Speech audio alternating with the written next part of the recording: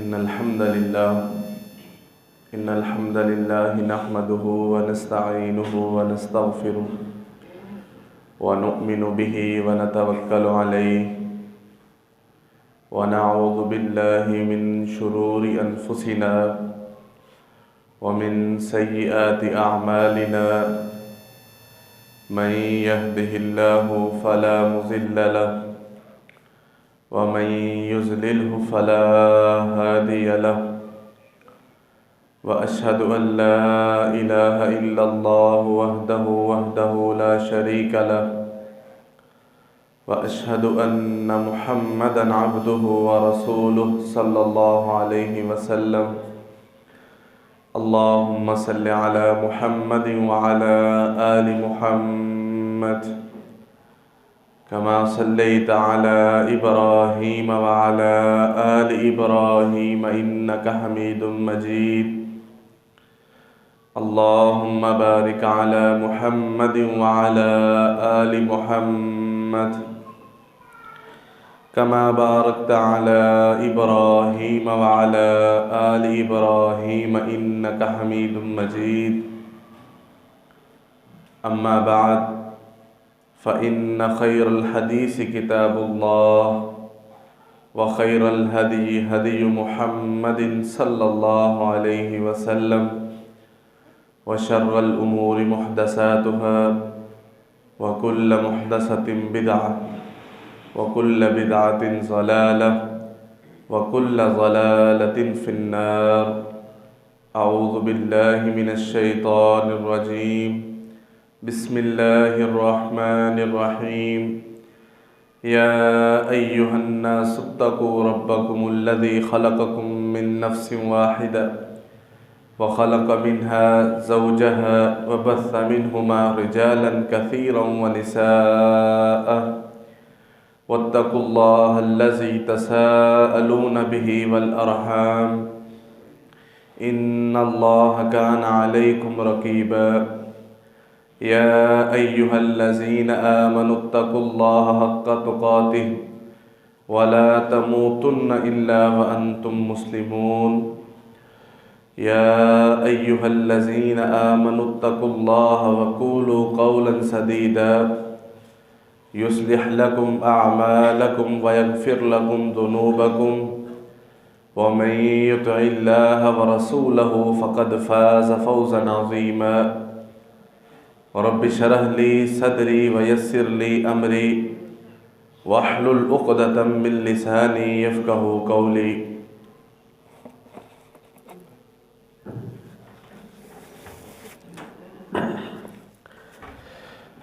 قابل قدر معزز سامعین و سامعات، اللہ ہم سب کا خالق و مالک ہے۔ دنیا کے اندر جتنے بھی تعریفی کلمات ہیں، کبریائی اور بڑائی کے جملے ہیں، ان سب کا حقیقی مستحق اللہ تعالی ہے۔ درود و سلام ہو ہمارے حقیقی پیر و مرشد، محسن و مربی، پیشوا مقتدی، سید الاولین والآخرین، امام الانبیاء جناب محمد الرسول اللہ صلی اللہ علیہ وآلہ آلہ وسلم کی ذات اقدس پر۔ گزشتہ خطبہ میں ہم سورۃ البقرہ کی ان آیات کی تفسیر کو پڑھ رہے تھے جن میں اللہ تعالیٰ یہودیوں کے نبی علیہ السلام کو نبی ماننے اور قرآن مجید کو صحیح کتاب اور اس پر ایمان لانے کے جو بہانے اور ہیلے بنا رہے تھے، اور اللہ کا ان پر جواب، اس کو ہم ذکر کر رہے تھے۔ اللہ تعالیٰ نے اس بات کو بخوبی بیان کیا ہے کہ انہوں نے حق واضح ہو جانے کے بعد صرف ضد اور عناد اور تعصب کی بنا پر جو ہے وہ نبی علیہ السلام پر ایمان نہیں لائے، کہ ان کے دل کے اندر یہ تھا کہ جن لوگوں کو ہم بدو اور جاہل سمجھتے ہیں، جن کو ہم اجڑ خیال کرتے ہیں کہ جنہیں دنیا میں رہنے کی تہذیب اور جو ہے نا وہ تمیز نہیں ہے، ان میں آخری پیغمبر جو دنیا کے اوپر فاتح بننے والا ہے وہ کیسے آ سکتا ہے؟ وہ ہماری نسل سے، بنی اسرائیل میں سے، یہودیوں میں سے ہم میں سے ہمارے بڑوں کی جو ہے نا وہ نسل میں سے کیوں نہیں آیا؟ یہ تکبر یقیناً بہت ہی بڑی بری چیز ہے کہ یہ انسان کے بہت سے معاملات کو خراب کر دیتی ہے۔ تکبر یہ اللہ تعالیٰ کی ذات کو ہی لائق ہے کہ وہ یہ سمجھے کہ اس سے بڑا کوئی نہیں ہے، اس سے بہتر کوئی نہیں ہے۔ لیکن انسانوں کے لیے، اللہ کی مخلوقات کے لیے یہ سمجھنا اور یہ خیال کرنا یہ صحیح بات نہیں ہے۔ نبی علیہ الصلاۃ والسلام نے فرمایا، جامع ترمذی اور مسند احمد کی روایت ہے کہ جو دنیا کے اندر تکبر کرنے والے ہوں گے اور دنیا کے اندر تکبر کی حالت میں ہی ان کی فوت ہوگی، موت آئے گی ان کو، تو اللہ تعالیٰ روز قیامت انہیں انسانی شکل میں چیونٹیوں کی سائز کے مطابق انہیں وہاں پر جمع کرے گا اپنے سامنے۔ شکلیں ان کی انسانوں والی ہوں گی اور ان کی جسامت اور ان کے قد و کاٹ جیسے دنیا کے اندر چیونٹی ہوتی ہے ویسے ہوگا، اور اللہ تعالیٰ انہیں جہنم کے اندر بولس نامی ایک قید خانہ ہے وہاں پر ڈال دیں گے، اور حدیث کے الفاظ ہیں کہ ان پر آگوں کی آگ مسلط کی جائے گی دگنی اور تگنی کر کے، اور انہیں پینے کے لیے جہنمیوں کا لہو اور پیپ دیا جائے گا کہ دنیا کے اندر وہ اپنے آپ کو ہوتے ہوئے مخلوق دوسری مخلوق سے بدتر جانے۔ اللہ نے یہ فیصلہ ہمیں نہیں دیا۔ ایک بنی اسرائیل کی روایت ہے، یعنی کہ واقعہ ہے، بنی اسرائیل کے بارے میں یہ قانون ہے، یہ اصول ہے دین کا اور شریعت کا، جسے رسول اللہ صلی اللہ علیہ وسلم نے بھی بیان کیا ہے کہ کوئی ایسی بات جو رسول اللہ صلی اللہ علیہ وسلم نے نہ کہی ہو ان کے بارے میں، جیسے کہ حدیث ہے، جیسے کہ وہ غار والا قصہ ہے، وہ صحیح بخاری میں اور رسول اللہ صلی اللہ علیہ وسلم نے وہ بتایا ہے، وہ سچا ہے۔ اس طرح کوئی ایسا واقعہ جس کی کوئی دلیل اور جس کا حوالہ موجود نہ ہو، نہ اس کی تصدیق کرنی ہے اور نہ ہی اس کی تردید کرنی ہے، یعنی کہ سمجھنے کے لیے جو ہے نا وہ اس کو سنا اور دیکھا جا سکتا ہے، وہ اوتھینٹک بات نہیں۔ میں بھی ایک ایسی ہی بات جو بیان کی ہوئی ہے، یہ صحیح ہے کہ نہیں صحیح، لیکن اس پر مثال دینے کے لیے بہت اعلیٰ ہے۔ وہ واقعہ اس طرح ہے کہ اللہ تعالیٰ نے جناب موسیٰ علیہ الصلاۃ والسلام کو کہا کہ آج آپ نا اس زمین پر موجود اپنے سے کم تر کسی کو بھی میرے سامنے طور پر لے آئیں۔ وہ اللہ سے ہم کلام ہوتے تھے اور ڈائریکٹ ہم کلام ہوتے تھے، ان کا لقب تھا کلیم اللہ، کہ ہر نبی کو اللہ تعالیٰ نے جبریل کے واسطے سے اپنی باتیں پہنچائی ہیں علیہ الصلاۃ والسلام، لیکن موسیٰ علیہ الصلاۃ والسلام کا یہ خاصہ تھا کہ اللہ تعالیٰ انہیں ڈائریکٹ ان سے کلام کرتے تھے، واسطہ نہیں تھا بیچ میں۔ تو اللہ تعالیٰ نے کہا کہ آپ جائیے اور اپنے سے کم تر کسی بھی زمین کے اوپر کسی ایک کو جو آپ سے کم تر ہو اسے لے آئیے۔ موسیٰ کون ہے؟ اس وقت زمین کا سب سے عظیم انسان ہے، اللہ کا پیغمبر ہے، اللہ کا چنیتا ہے، اور سینکڑوں معجزات اپنے ہاتھ میں لیے ہوئی امت کے گرد گھوم رہا ہے۔ شام کو طور پر آئے ہیں اور آ کر کہا، اے اللہ میں نے سارا دن لگایا ہے اور میں سارا شہر گھوما ہوں، مجھے اپنے سے بدتر کم تر کوئی مخلوق میں سے کوئی بندہ نہیں ملا۔ اللہ تعالیٰ نے کہا کہ اگر آج آپ ایک بکری کو بھی لے آتے تو ہم آپ کو اس ذمے میں قصوروار ٹھہراتے، کہ انسان تو انسان ہے، کہ جانور بھی آپ لے آتے کہ یہ مجھ سے کمتر ہے تو ہم اللہ کے ہاں اللہ کے کٹہرے میں آپ کو کھڑے کرتے۔ یعنی کہ اس سے یہ سمجھا جا سکتا ہے کہ اللہ کے ہاں آپ اپنا معیار اللہ کے رجسٹر میں لکھوائیے، نہ کہ آپ لوگوں کے ہاں فیصلہ کریں کہ میں اس سے بہتر ہوں کہ یہ وہ مجھ سے بہتر ہے۔ لوگوں کے درمیان آپ امیر ہیں، آپ پیسے والے ہیں، صاف ستھرے ہیں، تو آپ اپنے لیے ہیں، نہ کہ آپ دوسروں کو کہیں کہ آپ نے اچھے کپڑے پہنے ہیں اور جس نے اچھے نہیں پہنے کو اس کی کیا اوقات ہے میرے سامنے۔ یہ اللہ کو چیزیں ناپسند ہیں، پسند نہیں ہیں۔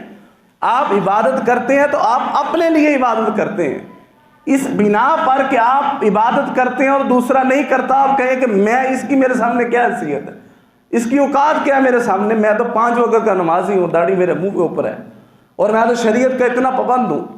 رسول اللہ صلی اللہ علیہ وسلم کی ساری زندگی اٹھا کے دیکھیے، آپ نے صحیح بخاری کی روایت فرماتے ہیں کہ انا سید ولد آدم ولا فخر، اللہ تعالیٰ نے مجھے آدم کی ساری اولاد کا سردار پیدا کیا ہے، لیکن مجھے اس پر کوئی فخر نہیں ہے۔ آدم علیہ السلام پہلے انسان اور روز قیامت تک کا آخری انسان تلک یہ بات حقیقت ہے کہ جناب محمد رسول اللہ جیسا کوئی افضل اللہ نے نہ بنایا نہ بنائے گا۔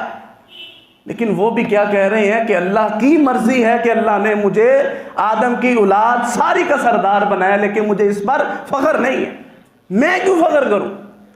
ذالک فضل اللہ یؤتیہ من یشاء، یہ میرے رب کا فیصلہ ہے کہ اس نے کس کو کیسے عطا کرنا ہے۔ آپ رب کے کاموں میں ٹانگ اڑائیں گے تو اللہ تعالیٰ آپ کو اٹھا کر جہنم میں پھینک دیں گے، یہ اللہ کا فیصلہ ہے۔ انسان وہ ہوتا ہے کہ جو مسلمان اسے کہتے ہیں کہ جو اللہ کے حکموں پر من وعن عمل کرتا ہے۔ اب کسی ایک صحابی کو اٹھا کے دیکھیے کہ اس نے کہا ہے کہ ابو بکر صدیق کیوں افضل ہے سارے جہاں میں انبیاء کے بعد، ہم کیوں نہیں ہیں؟ ان کی تعلیم اور تربیت ایسے تھی کہ نبی علیہ الصلوۃ والسلام نے کہہ دیا تو ٹھیک ہے وہ ہیں افضل۔ جب رسول اللہ صلی اللہ علیہ وسلم کہہ رہے تھے کہ اللہ تعالیٰ کے سارے بندوں میں سے شیطان صرف ایک بندے سے ڈرتا ہے، وہ عمر بن خطاب رضی اللہ عنہ، تب ابو بکر نے کیوں نہیں کہا رضی اللہ عنہ کہ میں سب سے افضل ہوں، مجھ سے کیوں نہیں ڈرتا؟ یہ میرے رب کی تقسیم ہے کہ کس کا جلال اپنے اس کے اندر بھرنا ہے کہ اس سے شیطان نہ نظر آنے والا خبیث بھی ڈرتا ہو، یہ اس کی تقسیم ہے، وہ سب اس پر ایمان لے آئے۔ یہ ساری مثالیں، یہ ساری باتیں ہمیں سمجھانے کے لیے کافی ہیں کہ سیدنا عثمان رضی اللہ عنہ، اللہ تعالیٰ نے نبی علیہ الصلوۃ والسلام کے ذریعے کیا بتلایا کہ عثمان وہ ہے کہ جس سے آسمان کے فرشتے بھی حیا کرتے ہیں۔ دوسروں نے سن کر یہ نہیں کہا کہ اسی فرندہ مطلب بے حیا ہم باحیا نہیں ہے، نہیں، میرے رب کی تقسیم ہے، اس نے دل کے اندر دیکھا ہے کہ تقویٰ کتنا ہے، اسے ویسا ہی انعام سے نواز دیا۔ یہ تکبر بہت بری چیز ہے، ایک پوری نسل، ایک پورا مذہب اس تکبر کی وجہ سے اللہ کے غضب کا نشانہ ہو گیا، اور اللہ نے اس سے پناہ مانگنے کا حکم دیا ہے قرآن مجید کے اندر۔ سورۃ الفاتحہ 5 وقت 10 وقت جب بھی اللہ کے سامنے کھڑے ہونا ہے، اللہ تعالیٰ یہی انسان کے منہ سے، مسلمان کے منہ سے یہی نکلواتے ہیں کہ صراط الذین انعمت علیہم غیر المغضوب علیہم ولا الضالین، اے اللہ مجھے ان لوگوں کا رستے پر چلانا جن پر تیرا انعام تھا، نہ ہی یہودیوں، جو مغضوب اس سے مراد یہودی ہیں، غضب شدہ ہے۔ اللہ نے قرآن مجید میں کہا فَبَاءُوا بِغَضَبٍ عَلَىٰ غَضَبٍ، وہ غضب کے اوپر غضب لے کر لوٹے ہیں، دگنا تگنا غضب لے کر، بار بار غضب لے کر۔ تو اس سے مراد یہ ہے کہ ان لوگوں کو بھی رستے پر نہیں چلنا۔ کیا وجہ تھی؟ صرف یہی وجہ تھی، ہیلے بہانے سارے صرف اسی وجہ سے وہ لے آتے، کبھی کیا کہتے، کبھی کیا کہتے، کبھی کیا اعتراض اٹھاتے، کبھی کیا اٹھاتے۔ اس کے پیچھے بنیاد صرف یہی تھی کہ ان کے تھا ناک نہیں رہندی جی، ساری نک نہیں رہندی، اس نک رکھنے چکر سے اللہ تعالیٰ کے غضب کا نشانہ وہ ہونے۔ تو ہمیں یہ چاہیے ہم صرف اپنے حصے کا کام کریں، اللہ کی عبادت کریں، حقوق العباد کو پورا کریں، اخلاق کے ساتھ، نرمی کے ساتھ، رب کے بندوں کے ساتھ تعلق رکھیں۔ آپ نہ فیصلہ کریں کہ کون بہتر ہے، کون مجھ سے، آپ یہ کہیں کہ میں اللہ کا گنہگار بندہ ہوں، مجھے اللہ تعالیٰ معاف فرما دے۔ سیدہ عائشہ رضی اللہ عنہا، آپ کی طہارت اور آپ کی پاکیزگی کے اندر اللہ تعالیٰ نے قرآن مجید کی 17 آیات اتاری ہیں، آپ کی گواہی کے اندر، آپ کی پاکیزگی کی گواہی کے اندر۔ وہ ایک درخت کا پتا ایسے ہاتھ میں لیتی ہیں اور کہتی ہیں یا لیتنی کنت ورقا من الشجرہ، اے کاش میں اس درخت کا ایک پتے کی طرح ہو جاؤں، میں اللہ کے سامنے روز قیامت کس طرح کھڑی ہوں گی۔ اور ہم لوگ یہ سمجھتے ہیں جی جنت سانو رب نے سانو نہیں دینی، کنوں دینی؟ میں 2 سجدے کر لیتا ہوں، مجھے تو دنیا والے آدھے جو ہے نا وہ کافر نظر آتے ہیں۔ میں ایک آدمی کو کہا، وہ میرا قریبی تھا، میں نے اس سے پوچھا کہ آپ جو ہے نا کبھی کبھی نماز پڑھتے ہیں بہت پراپر طریقے کے ساتھ، اور کبھی 1-2 دن کا آپ وقفہ دے دیتے ہیں، کیا مسئلہ ہے نا کہ آپ ادھر ہی ہوتے ہیں؟ وہ کہتا ہے جی میں نا پھر تھوڑا سا ہنسا ہے، پھر کہتا ہے یہ بات صحیح ہے کہ غلط ہے مجھے نہیں پتا، لیکن نا کبھی کبھار مجھے یہ لگنے لگتا ہے کہ میں بڑا نمازی ہوں جی، میں تو صف اول کا نمازی ہوں، اس لیے میں جان بوجھ کر اپنے دل سے یہ ختم کرنے کے لیے کہ میں تو بڑا نمازی ہوں، میں 2 دن نماز نہیں پڑھتا، کہ مجھے یہ لگنا لگ جائے کہ میں کہتا ہوں مجھے تو ہر دوسرا بندہ مسجد سے باہر آتا ہوں جو باہر پھر رہا ہوتا ہے، مجھے لگتا ہے ایندی خیر نہیں ہے، میں تو نماز پڑھایا۔ حالانکہ یہ بات صحیح نہیں، نماز نہیں چھوڑنی، لیکن میں ان کا وہ بتا رہا ہوں کہ ان کے اندر حس تھی کہ میرے اندر وہ تکبر نہیں آنا چاہیے، ایک نیک انسان ہے، اللہ تعالیٰ انہیں مزید نیکی کی توفیق دے۔ یہ بات صحیح نہیں، نماز نہیں چھوڑنی، لیکن اپنی اصلاح کی ہمیشہ کوشش کرنی ہے۔ آپ اچھے بنے، دوسروں کو دعوت دیں، ترغیب دیں کہ اللہ کے بندے نماز پڑھنی چاہیے، اللہ کے بندے یہ کام غلط ہے، یہ نہیں کرنا چاہیے، اچھے طریقے کے ساتھ۔ لیکن یہ سمجھنا کہ وہ مجھ سے جو ہے نا وہ کہیں تر وہ کم تر ہے اور کہیں وہ پیچھے ہے، میں بہت اونچا ہوں، یہ اللہ تعالیٰ کو باتیں پسند نہیں ہیں۔ اس کے بعد اللہ تعالیٰ بیان فرماتے ہیں اعوذ باللہ من الشیطان الرجیم قل ان کانت لکم الدار الآخرۃ عند اللہ خالصۃ من دون الناس، اے پیغمبر آپ ان سے کہیے کہ اگر آپ آخرت کے صرف آپ ہی اللہ کے ہاں آخرت آپ کے لیے خاص ہے لوگوں میں سے، فتمنوا الموت ان کنتم صادقین، تو پھر تم اگر سچے ہو تو موت کی تمنا کرو، ولن یتمنوہ ابدا بما قدمت ایدیہم، یہ ہرگز نہیں موت کی تمنا کریں گے اس وجہ سے جو ان کے ہاتھوں نے آگے بھیجا ہے، واللہ علیم بالظالمین، اور اللہ تعالیٰ ظالموں کو خوب جاننے والا ہے۔ یہ بات جو ہے نا کہ موت کی اگر تم سمجھتے ہو کہ آخرت صرف تمہارے لیے، تو موت کی جو ہے نا وہ تمنا کرو اگر تم سچے ہو۔ اس کا یہ مطلب ہے کہ یہودی یہ کہتے تھے، قرآن مجید میں پیچھے بھی گزر چکا ہے، کہ آخرت میں جو ہے نا وہ صرف ہمارا حصہ ہے، ہم اللہ کے بیٹے ہیں اور اللہ کے چہیتے ہیں، آخرت اللہ نے صرف ہم لوگوں کو دینی، ہمیں تو اللہ نے عذاب دینا ہی نہیں، عذاب ہوا تو 4-5 دن کا عذاب ہوا، اس کے بعد جو ہے نا وہ ازلوں کی جنتیں ہمارے پاس ہوں گی۔ تو اللہ تعالیٰ نے کہا کہ پیغمبر کے ذریعے آپ ان سے کہیے تو موت کی تمنا کریں۔ موت کی تمنا سے مراد ہے کہ آپ انہیں مباہلے کا چیلنج دیجئے۔ امام ابن کثیر نے اپنی تفسیر کے اندر، امام ابن القیم نے مدارج السالکین کے اندر، اور تفسیر ابن ابی حاتم کے اندر ابن عباس رضی اللہ عنہ نے، اور تفسیر تبری کے اندر امام تبری نے، یہ چاروں جگہ پر یہی بات لکھی ہوئی ہے، تھوڑی سی مماثلت کے ساتھ، الفاظ کی تھوڑی سی تبدیلی کے ساتھ، کہ نبی علیہ الصلوۃ والسلام نے کہا کہ اگر آپ سچے ہیں نا تو آپ مباہلہ کرتے ہیں۔ مباہلہ مین کہ آپ اپنے عزیز و کارم کو لے کر میدان میں آئیں، ہم بھی آئیں گے، اور ہم دونوں دعا کریں گے، اے اللہ اگر ہم دونوں میں سے جو سچا ہے نا اسے دنیا میں رکھ اور دوسرے گروہ کو دنیا سے اٹھا لے۔ تو یہودی اس سے بھاگ گئے، کہتے جی ہم نہیں کرنے والے۔ ابن عباس رضی اللہ عنہ فرماتے ہیں کہ اگر اس دن یہودی یہ دعا کر دیتے تو اس وقت زمین کے اوپر جتنے یہودی تھے سارے مر جاتے۔ انہیں پتہ تھا کہ ہم جو ہے نا وہ ہمارے دل کے اندر جو ہے، اللہ تعالیٰ کہتے ہیں کہ یہ اس لیے بھی نہیں کرتے تھے، وَلَن يَتَمَنَّوْا أَبَدًا بِمَا قَدَّمَتْ أَيْدِيهِمْ، یہ ہرگز نہیں موت کی تمنا کریں گے جو اس وجہ سے جو انہوں نے آگے بھیجا ہوگا۔ آگے کیا بھیجا ہے؟ آگے یہی بھیجا ہے کہ انہوں نے عمل کوئی نہیں کیا، ایمان لے کے نہیں آئے، کفر ان کا آگے، ان کے نامہ اعمال مراد ہے۔ انہیں پتہ تھا ہمارے کرتوت جس طرح کے ہیں موت کی، تو کیوں ہم موت کی تمنا کریں؟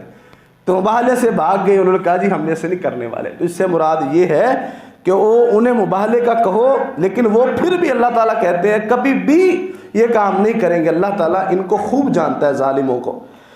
وَلَتَجِدَنَّهُمْ أَحْرَصَ النَّاسِ عَلَىٰ حَيَاتٍ، اور آپ لوگوں میں سے ان جیسا زندگی کے اوپر کسی بھی طرح زندہ رہنے کا حریص کسی کو نہیں پائیں گے۔ وَمِنَ الَّذِينَ أَشْرَكُوا، اور مشرکوں سے بھی زیادہ آپ ان کو زندگی پر حریص پائیں گے۔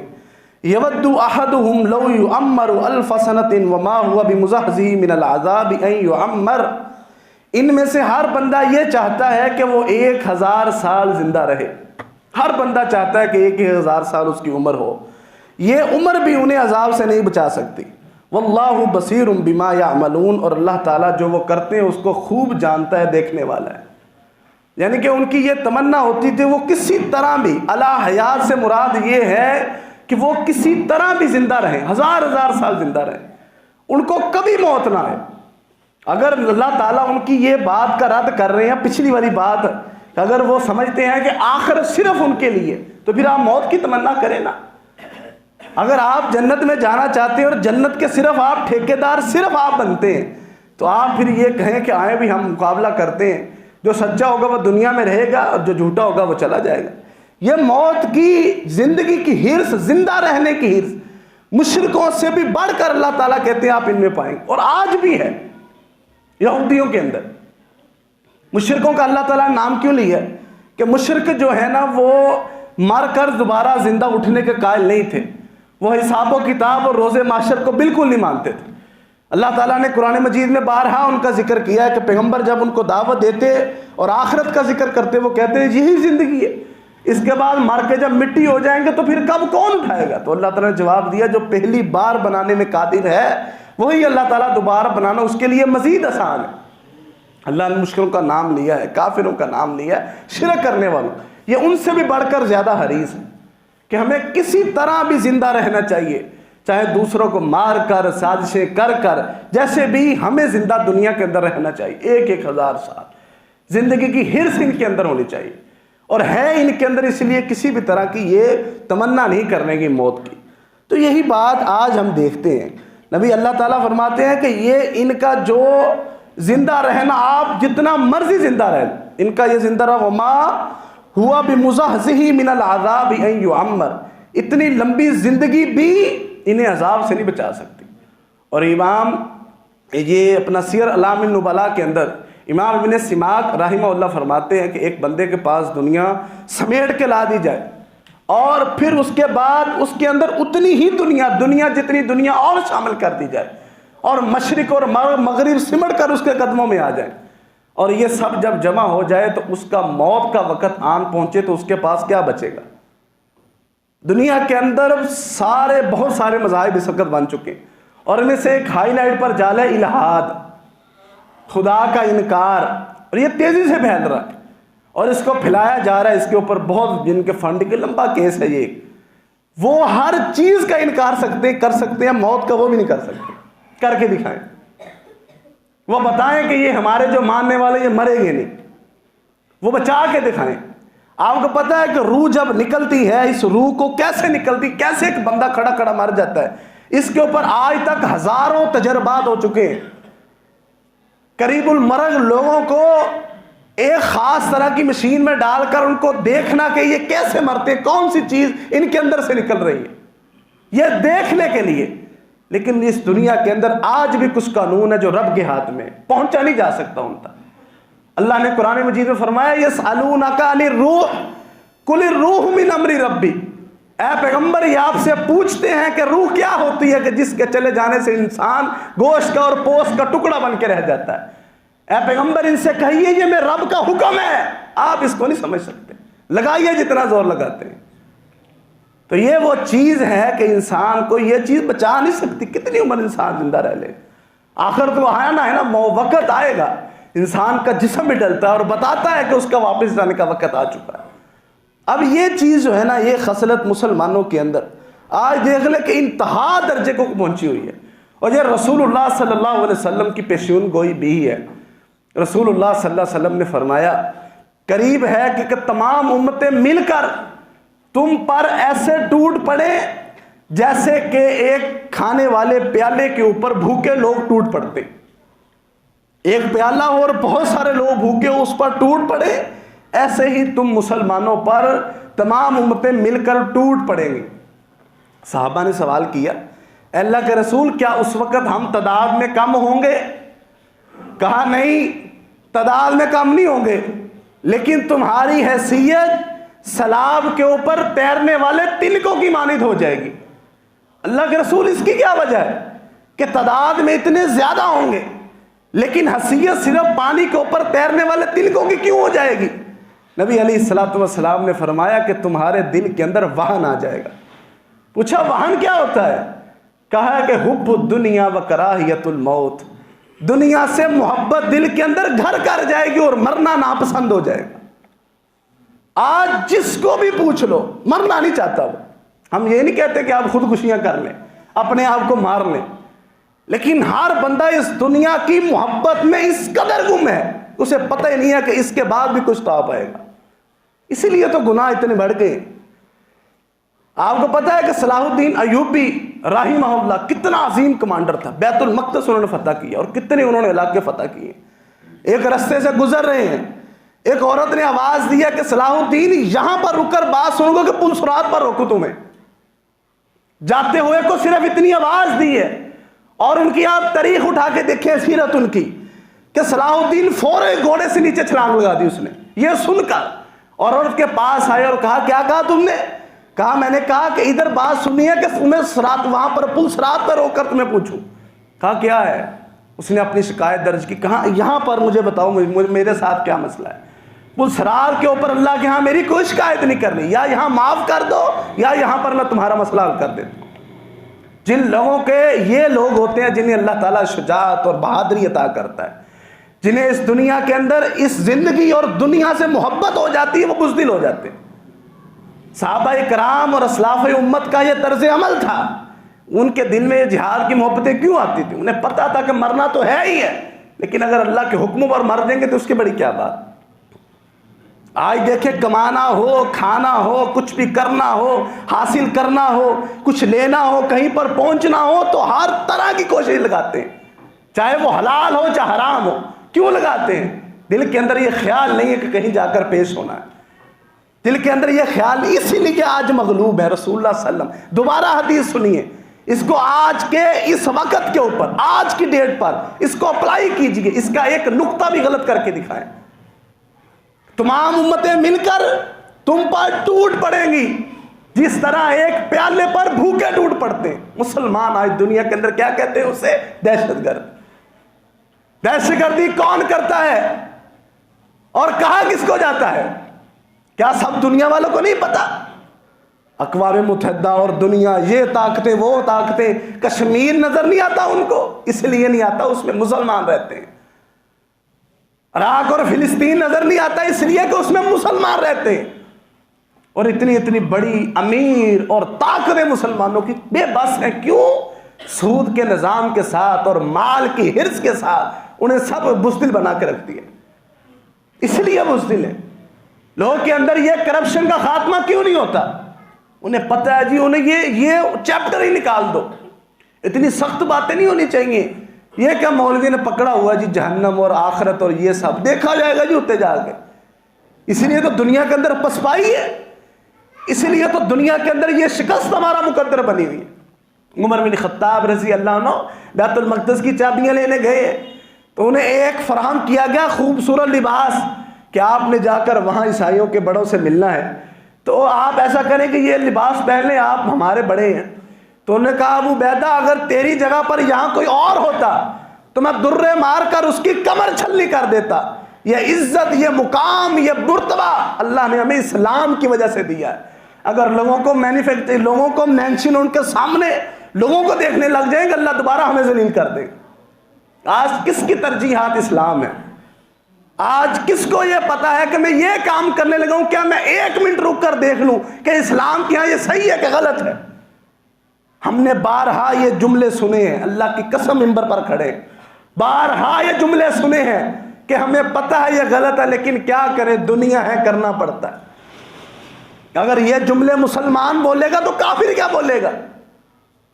اگر ایک چائنا والے جو پتہ نہیں کس مذہب کو، عجیب سے مذہب کو مانتے ہیں، وہ لوگ کہتے ہیں کہ ہمارے پاس مسلمان سامان لینے آتے ہیں، ہماری طے شدہ رقم کو مٹوا کر اپنی رقم لکھواتے ہیں، تھوڑے پیسے ادا کیے، مال ان کا ہوا، اس کے اوپر اپنی رقم لکھواتے ہیں کہ اس بار اب یہ رقم پرنٹ کرو۔ اس کے بعد ہم انہیں کہتے ہیں کہ ہمارے ساتھ کھانا کھانے، آپ دوسرے ملک سے آئے، کہتے ہیں نہیں ہم نے نہیں کھانا، یہ حرام ہے۔ وہ ہنستے ہیں ہم پر، بتاتے ہیں دنیا والوں کو کہ مال کے اندر جو 2 نمبری اور پوری انسانیت کے ساتھ ظلم کر کے یہ لوگ گوشت کے اندر حرام اور حلال ڈھونڈتے ہیں۔ ہم یہ سمجھتے ہیں کہ صرف سور اور کتے اور گدھے کا گوشت ہی حرام ہے، لیکن حرام پیسے سے کمایا ہوا، لایا ہوا بیف اور مٹن حرام نہیں۔ اگر مسلمان اور کافر کی سوچ یہی ہوگی تو فرق کیا ہے؟ یہ مال کی اتنی حرص کیوں آتی ہے؟ دنیا کی محبت دل کے اندر ہے، یہ دنیا کی محبت دل میں گھر کر چکی ہے۔ آج جس کو پوچھ لو دین کا ماما چاچا بننے کی کوشش کرتا ہے، چاہے اسے حدیث کا ایک لفظ نہ آتا ہو۔ ہر کسی کا اپنا ایک موقف ہے، ہر کسی کی اپنی ایک رائے ہے، عجیب مذاق نہیں ہے۔ کہتے جی ان کو کیا پتا، دین اتنا سخت نہیں ہے۔ آپ بیان کریں کون سا دین ہے؟ یہ کہاں سے افکار آتے ہیں؟ یہ نظریات کون دے کے جاتا ہے؟ ان کی بات نہیں سنی نے کیا پتا جی انتہا پسند ہے۔ اب وہ اپنے معاملے کے اندر انتہا پسند نہیں ہے، وہ سمجھتے ہیں کہ یہ مسلمان ہے لہذا کٹ، اور ہم کہتے ہیں ہمیں نرمی سوجی ہوئی ہے جی، یہ بھی صحیح ہے وہ بھی صحیح ہے انہوں بھی لے آؤ، سارا مل کر جو ہے نا وہ ایک جو ہے نا عجیب سا وہ کشمکش بنا دو ان کی۔ کیا مسلمان اپنے آپ کو پہچانے گا نہیں، دین کی اہمیت نہیں ہوگی تو پھر اس کو کس طرح پتہ چلے گا کہ میں نے دنیا کے اندر کس طرح رہنا ہے؟ ایسے نہیں ہوتا. اللہ تعالیٰ کا یہ قرآن مجید، یہ ساری جو باتیں ہیں یہ ہمیں سکھلانے کے لیے ہیں کہ ہم نے ان سے سبق سیکھنا ہے. یہ کوئی انٹرٹینمنٹ نہیں ہو رہی کہ ہم نے آج 90 کے قریب آیات اس کی تفسیر پڑھی ہے تفصیل کے ساتھ. اس لیے نہیں پڑھی کہ ہم اس کو کہیں جی ٹھیک ہے جی قرآن میں یہ بھی، اس کو سمجھنا ہے، اس کو دیکھنا ہے، اس پر عمل کرنا ہے، اس کے مطابق یہ چلنا ہے. اور ہم یہ کہتے ہیں جی ہمارے محسن پاکستان ہے جی، پاکستان کا خواب یہ وہ فلان. وہ علامہ اقبال کو بھی پڑھنے کی کوشش کی ہے قرآن مجید کے بارے میں کیا کہتے ہیں کہ قرآن مجید کے بارے میں اور دین کے بارے میں ان کا نظریہ کیا تھا. قرآن میں ہو غوطہ زن اے مرد مجاہد، خدا کرے تجھے عطا جدت کردار. کبھی قرآن کو غور سے پڑھو تو تمہیں پتہ چلے کہ انسان کا اور مسلمان کا معیار کیا ہوتا ہے، کہ مسلمان کس ڈگر پر چل کر جو ہے نا وہ اپنی بلندیوں کو چھوتا ہے. انسان یہ سمجھے کہ ہمیں کیا لینا ہے جی، ہم نے کب مرنا ہے جی. کبھی تیاری کی ہے؟ انسان جب گاڑی کی طرف جاتا ہے ریموٹ کو جو ہے نا وہ دروازہ پہلے سے کھول لیتا ہے، لاک پاس جا کے نہ کھولنا پڑے. صبح کہیں بھی جانا ہے تو رات کو تیاری کر لیتا ہے، کھانے کی پیکنگ یہ وہ سارا کچھ تیار کر کے رکھ لیتا ہے. جو کام اس نے 1 سال کے بعد کرنا ہے، کوئی کنسٹرکشن کا ہے، کوئی بزنس ہے، اس کی تیاری شروع سے کر لیتا ہے. لیکن اس نے اپنے دل سے یہ خیال نکال دیا کہ میں نے اپنے اعمال کو بھی اپنے رب کے ہاں پیش کرنا ہے، کہ جہاں پر اگر میں نے ظلم اتنا بھی کیا ہوگا کہ ایک بکری بھی آ جائے گی اور کہے گی اے اللہ اس بندے نے مجھے ناجائز دنیا کے اندر چھڑی لگائی، میں بدلہ چاہتی ہوں، تو اللہ دے گا اسے اتنی ہمت اور انسان کو اتنا عاجز کر دے گا کہ بکری اپنا بھی حساب چکتا کرے. تو یہ ضروری ہے کہ ہم اپنا محاسبہ کریں، ہمیں پتہ ہو کہ ہم کس ڈگر پر چل رہے ہیں. ہمارے دل کے اندر دنیا اتنی اپنی جگہ نہ بنائے. یہ نبی علیہ الصلوۃ والسلام کے صحابہ کرام، عمر بن خطاب رضی اللہ عنہ، ان کے بیٹے عبداللہ بن عمر رضی اللہ عنہ، ان کے بارے میں صحابہ کرام کہا کرتے تھے کہ جب اسلام کے اوپر وسعتیں آئی ہیں تو اللہ نے اسلام کو مالدار بنایا، تو ہر کسی کے اوپر دنیا تھوڑی تھوڑی جھلکنی شروع ہوگی، لیکن 2 بندوں پر دنیا ہم نے واضح ہوتی نہیں دیکھی. ایک عمر بن خطاب ہے، اس کا بیٹا عبداللہ بن عمر ہے. کبھی تو 22 لاکھ مربع میل کا حاکم ہے، اور ایک دن سوٹ تھوڑا سا نیا پہن لیا تو جمعے کے دوران اس کے بعد ایک بندہ کھڑا ہو گیا، حضرت جی ہمارے پاس تو جو کپڑے ہمیں ملے اس کا تو جو ہے نا وہ لباس پورا بنا نہیں، آپ نے کہاں سے لے لیا؟ یہ سوال کیوں آئے تھے؟ انہوں نے کبھی یہ نہیں کہ رینڈم چیز ہوتی، عام معمولی کے روز عمر بن خطاب نئی پوشاک پہن کے آ رہا ہے، 22 لاکھ مربع میل کا حاکم ہے، تو لوگوں کی نظر سے نہیں گزرا ہوگا. ایک دن تھوڑا سا نیا سوٹ پہنا ہے، ایک دن لوگوں نے پوچھ لیا کہاں سے لیا جی؟ جو رات ہمیں کپڑے ملے ہمارا تو سوٹ بنا نہیں، اس سے آپ کا کیسے بن گیا؟ کہا جی میں نہیں، اس کا میرا بیٹا جواب عبداللہ دے گا. عبداللہ نے کہا جی جو مجھے چادر ملی اور جو میرے والد کے حصے میں آئی، میں نے اپنی چادر بھی اپنے والد کو دے دی، وہ ملا کر انہوں نے اپنا سوٹ بنا لیا، میں نے رہنے دیا. اتنی بھی انہوں نے اپنے اندر طلب نہیں رکھی. اسی لیے تو اللہ تعالیٰ نے انہیں یہ معیار بنایا حق کا فَإِنْ آمَنُوا بِمِثْلِ مَا آمَنْتُمْ بِهِ فَقَدِ اهْتَدَوْا. اگر آپ نے واقعی رب کے ہاں کریڈٹ لینا ہے تو صحابہ کے طرز عمل پر چل کے دکھاؤ. ہم یہ نہیں کہتے کہ آپ رہبانیت اختیار کر لو، آپ دنیا سے لا تعلق ہو جاؤ، لیکن صرف دنیا سے تعلق داری نہیں رکھنی. ہمارا اس کے اندر اور بھی ہے، آخرت کا بھی سامان ہے. ہمیں اپنی عبادات کو پورا کرنا ہے، اپنے معاملات کو صحیح رکھنا ہے، تاکہ ہم اللہ کے ہاں پیش ہونے سے پہلے اپنی تیاری کر لیں. اور رسول اللہ صلی اللہ علیہ وسلم کے یہ فرامین ہمیں کیوں جھنجھوڑتے نہیں ہیں کہ سیدہ عائشہ رضی اللہ عنہ بیان فرماتی ہیں کہ اللہ تعالیٰ نے روز قیامت جس کو اپنے سامنے کھڑا کر لیا حساب لینے کے لیے، سمجھ لیں کہ وہ پھنس گیا. اسی لیے تو صحابہ کرام جو سیدہ عائشہ رضی اللہ عنہ کی مثال میں نے دی ہے، اس لیے تو وہ کہا کرتی تھی کہ میں شائق درخت کے پتے کی طرح ہو جاؤں کہ مجھے اللہ کے سامنے میں کس طرح کھڑی ہوں گی. ابو بکر صدیق رضی اللہ عنہ، عثمان غنی رضی اللہ عنہ، نبی علیہ الصلوۃ والسلام نے 17 بار جنت کی بشارت دی ہے، ہمیں ایک مرتبہ بھی نہیں ہے. 17 بار جنت کی بشارت ملی ہے ایک شخص کو، اور پتہ کیوں رو رہا ہے کہ قبر میں میرا کیا بنے گا؟ اس وجہ سے رو رہا ہے 17 بار جنت کی بشارت ملی ہے. ما ذر عثمان ما عمل بعد اليوم، یہ نبی کے الفاظ ہیں صلی اللہ علیہ وسلم، جن کی پیغمبر نبوت والی زبان ہے کہ جو وحی کے بغیر بولتا نہیں ہے. وہ کہہ رہے ہیں کہ عثمان آج کے بعد تو کوئی بھی نیک عمل نہ کرے، اللہ تعالیٰ تجھے جنت میں ضرور بھیجے گا. وہ اس لیے رو رہے ہیں کہ میں رب کے سامنے کس طرح کھڑے ہو کر ثواب دوں گا، کس طرح بتاؤں گا کہ عثمان نے زندگی میں کیا کیا، کیوں کس طرح کیا۔ اسی لیے ہمیں اپنا محاسبہ کرنا چاہیے کہ میں دنیا کے اندر کتنا گم ہوں اور مجھے اپنے رب کی کتنی پرواہ ہے۔ تو اس لیے ہمیں ان خصلتوں کو، یہ یہودیوں والی چیزوں کو اپنے اندر نہیں آنے دینا۔ اللہ کو یہ چیز بڑی ناپسند ہے۔ ہمیں یہ کوشش کرنی چاہیے، ہمیں یہ دیکھنا چاہیے کہ آج ہم کس پوزیشن پر کھڑے ہیں، ہم غالب ہیں کہ مغلوب ہیں، دین کی کس قدر دنیا کے اندر اہمیت ہے۔ کون بنائے گا؟ ہم نے بنانی ہے جو دین کے دعوے دار ہیں۔ اللہ تعالی ہمیں یہ سمجھنے کی توفیق عطا فرمائے، ہمیں اللہ تعالیٰ اس قابل بنائے کہ ہم اس دین، اس دنیا میں رہتے ہوئے اس دین کے کسی طرح بھی خادم بنے، اس کی اشاعت کرنے والے بنے، اور اپنے آپ کو اس قابل بنائیں کہ اللہ تعالیٰ بھی ہم پر کبھی فخر کر سکے۔ اور روز قیامت جب نبی علیہ السلام کے سامنے ہمارا تعارف کروایا جائے تو یہ نہ کروایا جائے کہ اسے مجھ سے اور میرے دین سے کوئی لینا دینا نہیں تھا، یہ تعارف کروایا جائے کہ یہ بندہ اس دنیا میں رہتے ہوئے کہ آپ علیہ السلام اور اللہ کی دعوت کو ہی لے کر آگے بڑھتا رہا ہے۔ اس کے بعد اللہ نے یہی بات آگے بڑھائی ہے، قُلْ مَنْ كَانَ عَدُوًّا لِجِبْرِيلَ فَإِنَّهُ نَزَّلَهُ عَلَىٰ قَلْبِكَ بِإِذْنِ اللَّهِ مُصَدِّقًا لِمَا بَيْنَ يَدَيْهِ وَهُدًى وَبُشْرَىٰ لِلْمُؤْمِنِينَ۔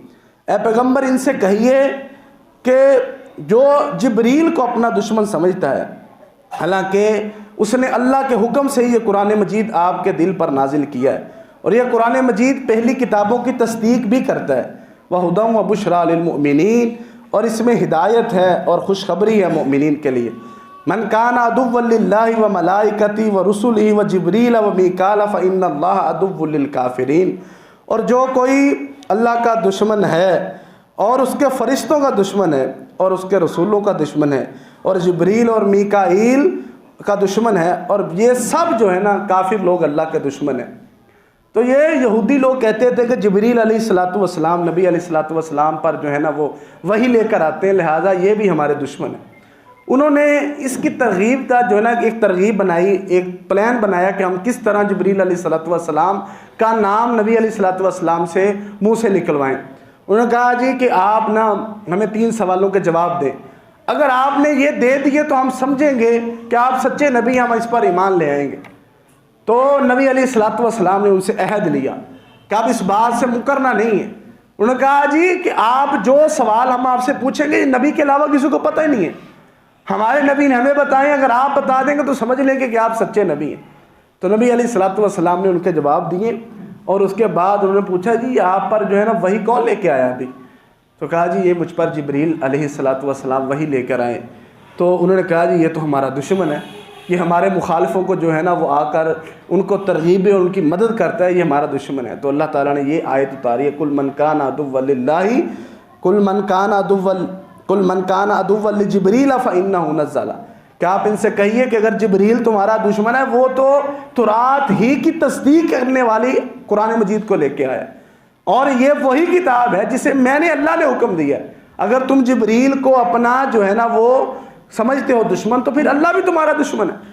مسئلہ جبریل کے ساتھ نہیں تھا علیہ السلام، یہ صرف ان کے بہانے اور ہیلے تھے، کبھی وہ میرا دشمن ہے کبھی میرا دشمن ہے۔ اللہ تعالیٰ نے اس کا رد کرتے ہوئے کہا ہے کہ اگر تم وہ کہتے جی اگر جبریل کے علاوہ آپ نام لے لیتے نا میکائیل کا، وہ تو رحمتیں برساتا ہے، وہ بارش برساتا ہے، تو پھر ہم آپ پر ایمان لے آتے۔ تو اللہ تعالیٰ نے یہ دوسری آیت جو کہ وَجِبْرِيلَ وَمِيكَالَ فَإِنَّ اللَّهَ عَدُوٌّ لِلْكَافِرِينَ، کہ آپ یہ اللہ کہہ رہے ہیں کہ بے وقوفو، جو دشمن کا دوست ہوتا ہے وہ بھی تو دشمن ہی ہوتا ہے۔ ایک بندہ دشمن ہے اور اس کا ساتھی جو دوست کیسے ہو سکتا ہے؟ جو بندہ یہ کہتا ہے کہ جبریل اس کا دشمن ہے، تو میکائیل بھی اللہ کا فرشتہ ہے۔ اللہ کے حکم کے علاوہ یہ کچھ بھی نہیں کرتے، اللہ کے حکموں پر ہی چلتے ہیں۔ اس لیے جو بندہ اللہ کا اور اس کے رسول کا اور فرشتوں کا دشمن ہونے کا دعوے دار ہے، گویا کہ وہ سارے اللہ کے دشمن ہیں۔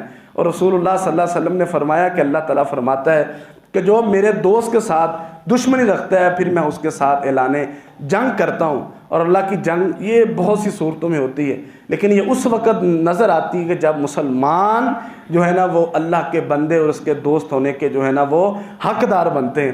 اللہ تعالیٰ ہمیں اس قابل بنائے، ہماری خطاؤں کو، ہمارے گناہوں کو اللہ معاف فرمائے، ہمیں صحیح معنوں پر صراط مستقیم پر چلنے کی توفیق عطا فرمائے، ہمارے دلوں کو قرآن اور حدیث رسول صلی اللہ علیہ وسلم کے ساتھ منور فرمائے، قرآن کا فہم اور شریعت کا فہم عطا فرمائے، اور ہمیں عمل صالح کرنے کی اللہ توفیق عطا فرمائے، اور ہمیں اس دنیا کے اندر ایمان کی حالت ہماری زندہ رکھے اور ہمیں باعمل بنائے، اور جب اس دنیا سے لے کے جائے تو ہم توحید پر قائم ہو اور ایمان کی حالت میں اللہ ہماری جو ہے نا وہ موت اس دنیا کے اندر اللہ کرے، اللہ اپنے سامنے کھڑا کرے تو ہم اس کے تابع دار بندے کی صورت میں کھڑے ہوں۔ وآخر دعوانا الحمدللہ رب العالمین۔